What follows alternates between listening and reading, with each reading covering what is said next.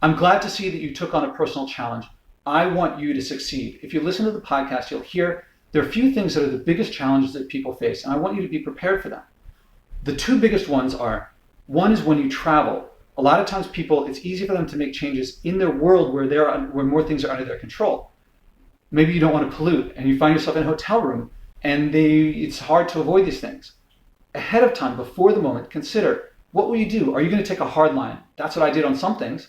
Or maybe you say, I'm going to stumble this time, but I'll figure things out and I'll do it better the next time, or I'll use what I learned to get ahead.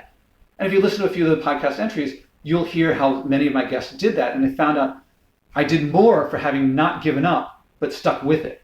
The other one is other people. A lot of times people say, I'm not going to do X. Like one of my guests said, I'm not going to use air conditioning for the summer.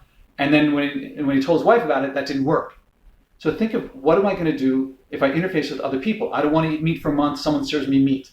Will you take a hard line? Will you explain things and bring them into your world? Think of what will happen so that in the moment you've been prepared somewhat.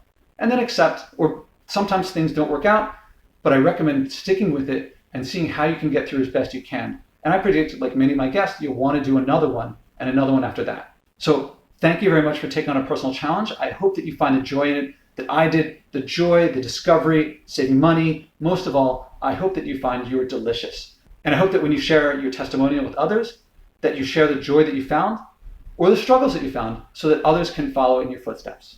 Thank you.